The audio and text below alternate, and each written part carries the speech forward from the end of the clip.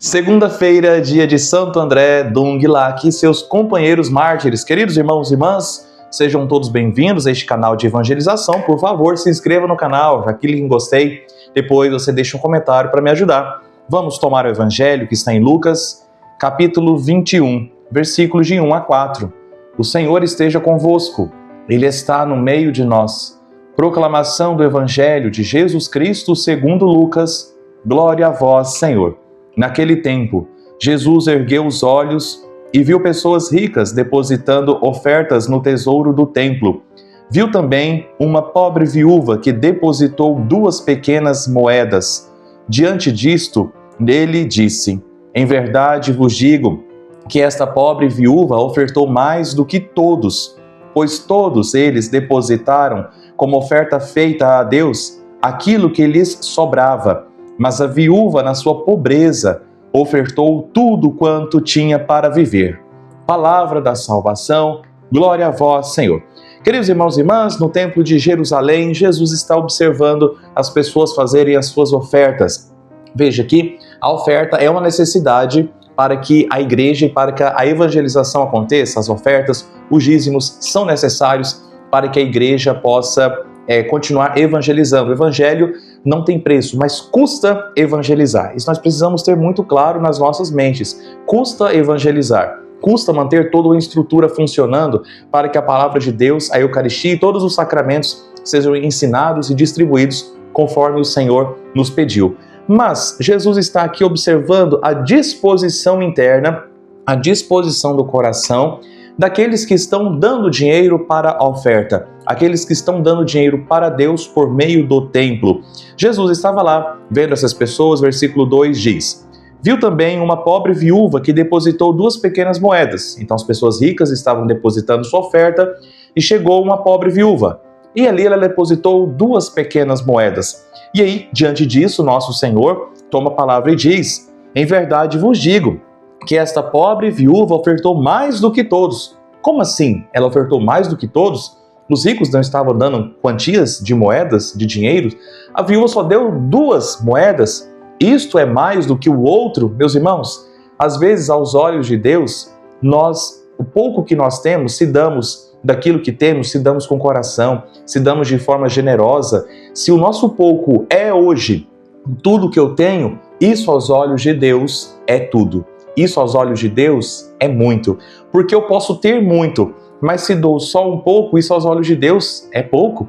Mas, diante deste pouco do rico, que já é mais do que do pobre, então veja, vamos supor que os ricos estavam dando 50 moedas de prata, e a viuvinha, mas eles tinham muito, e a viuvinha, que não tinha nada, deu as suas únicas 2 moedas de prata, suas únicas 2 moedas no templo. Aos olhos de Deus, isso vale mais do que as 50.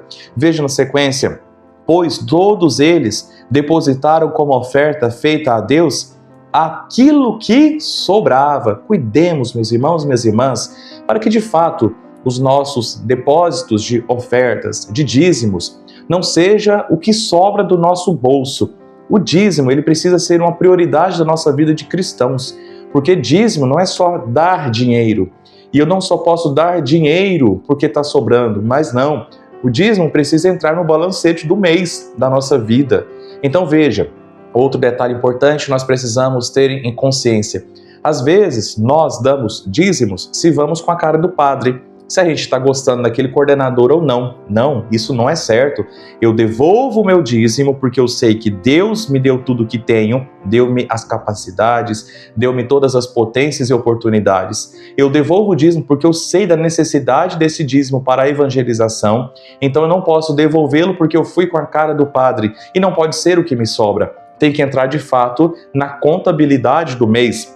Mas a viúva, na sua pobreza, ofertou tudo quanto tinha para viver. Ou seja, aparentemente era pouco, mas para viver era tudo o que ela tinha. Então veja, meus irmãos e minhas irmãs, a generosidade nós precisamos ter sim na nossa vida financeira.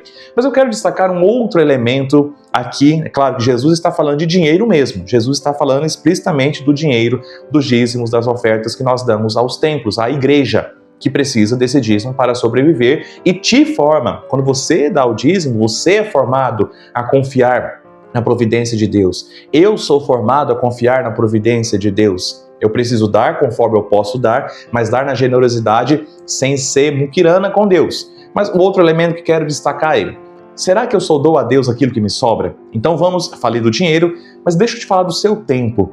Será que o que você dá para Deus é o que te sobra do seu tempo? Ou você de fato calcula o seu tempo de tal forma que o tempo para Deus é prioridade também? Entende, meus irmãos, minhas irmãs, que às vezes eu só vou à missa se der tempo, eu só dou catequese se der tempo, eu só vou confessar se der tempo, eu só vou ajudar aquele pobre se der tempo, eu só vou se der tempo. Vou no retiro de casais só se der tempo, eu vou participar do batizado só se der tempo, eu vou ler a Bíblia só se der tempo, eu vou rezar só se der tempo. Talvez na minha relação com Deus, eu estou lidando muito com o que sobra, sendo que na minha relação com Deus, desde o dinheiro até a minha vida pessoal, de oração, de tempo, de participação nas coisas da igreja, não pode ser o que sobra, mas tem que ser prioridade. Quando nós mudamos a mentalidade que Deus é prioridade na minha vida, as outras coisas nós fazemos se dá tempo. É claro que você precisa trabalhar, você precisa estudar, e tudo isso é justo. Mas veja, você precisa calcular de tal forma que aquele tempo é de Deus. É de Deus. E se falamos do dízimo financeiro para a igreja, cadê o dízimo do seu tempo? Cadê o dízimo das suas capacidades? Essa 10ª parte é de Deus, da minha capacidade. Essa 10ª parte do meu tempo é de Deus. Ou, se de fato, no hoje da minha vida, estou vivendo de tal forma que está difícil de dar 10% do meu tempo, faz aí 24 horas, 10% para Deus, quanto que fica? Se hoje está muito difícil isso, que seja aquela 1 hora que você dá para Deus. Se for o seu tudo, como está aqui, esta viúva na sua pobreza ofertou tudo o que tinha para viver. Se hoje o seu tempo, este tempo que você dá para Deus, se honestamente é o seu tudo, fique feliz. Mas se você está dando o que te sobra, vamos fazer o exame de consciência, meus irmãos e minhas irmãs, e perceber, talvez você sabe falar, talvez você, em público, falar em público, talvez você sabe cantar, talvez você sabe tocar.